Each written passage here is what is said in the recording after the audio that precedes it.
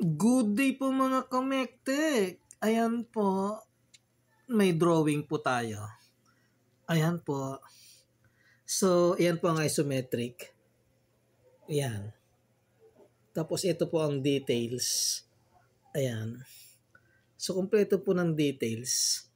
Pag kumpleto po ng details, gagawin na lang po natin mga kamektek.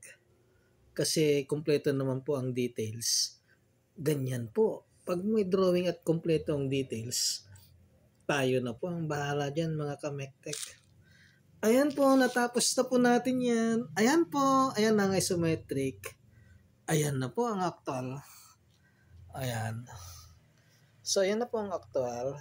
Ayun o, kitang-kita nyo naman po. Parehas. Parehas ng isometric o. Parehas na parehas. So, ayan po ang actual na ginawa natin. Ayan. So, ayan.